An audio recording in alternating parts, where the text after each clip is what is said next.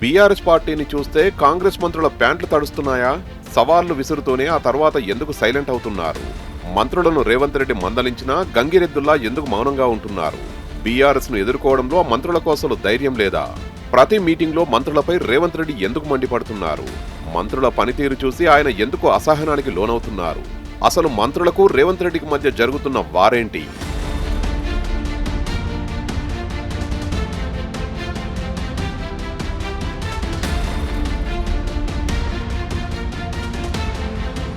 రేవంత్ రెడ్డి ఏమంటున్నారంటే, మీరు బీఆర్ఎస్ పార్టీని చూసి ఎందుకు భయపడుతున్నారు?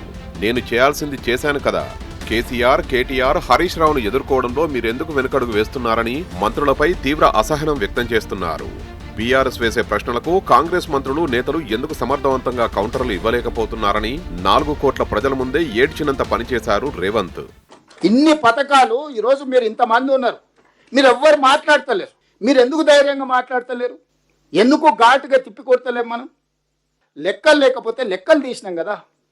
మీరు అడిగింది ఏంది చేయలేదు, ప్రతిదీ చేస్తున్నాం. అంతటితో రేవంత్ రెడ్డి ఆగలేదండోయ్, ప్రజల్లోకి వెళ్ళండి అంటున్నారు.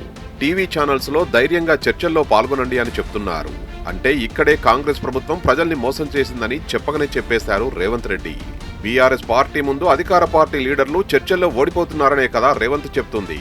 మసిపూసి మారేడికాయ చేసైనా, అంటే అబద్ధాలను నిజాలుగా మార్చైనా కాంగ్రెస్ లీడర్లు డిబేట్లలో గెలవాలని రేవంత్ చెప్తున్నాడు.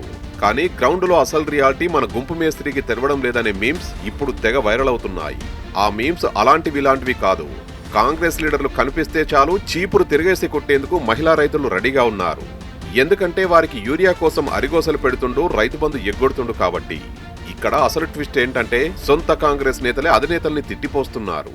తెలంగాణ ప్రజలకు అందరికీ దీన్ని మీరందరు గ్రామాన వివరించండి. ఛానల్స్ దగ్గర ఎక్కడున్న చర్చలలో ధైర్యంగా మాట్లాడండి. ఒక మంచి వాతావరణంలో తెలంగాణ ప్రజలకు విషయాలన్నీ తెలువని. ఇప్పటికే మంత్రి జూపల్లి బీఆర్ఎస్ కు సవాల్ విసిరి తోకముడిచిండు.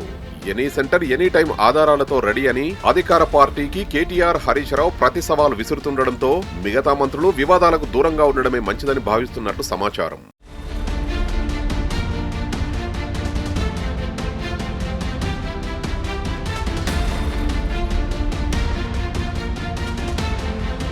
ఫైనల్ గా రేవంత్ మాటల్ని మంత్రులు ఎందుకు లెక్క చేయడం లేదో తెలుసా? మంత్రులు వారిలో వారు కొట్టుకోవడమే సరిపోతుంది. మొన్నటి వరకు మంత్రి కోమటిరెడ్డి వెంకటరెడ్డికి, మంత్రి ఉత్తమ్ కుమార్ రెడ్డికి పడేది కాదట. ఆ తర్వాత కొండా సురేఖకు, గడ్డం వివేక్ వెంకటస్వామికి కూడా పడలేదు. కొండా సురేఖతో సహచర మంత్రి పొంగులేటి శ్రీనివాసరెడ్డికి మధ్య వారు నడిచింది. ఇక మంత్రులు అడ్లూరి, పొన్నం, గడ్డం మధ్య గొడవ అందరికీ తెలుసు. ఇలా వారిలో వారు కొట్టుకోవడమే సరిపోతుంది. ఇక వారు పాలన ఏం చేస్తారు? ప్రతిపక్ష నేతలు సవాల్ చేస్తే మంత్రులు పరారవుతున్నారని సోషల్ మీడియాలో మీమ్స్ తెగపేలుతున్నాయి.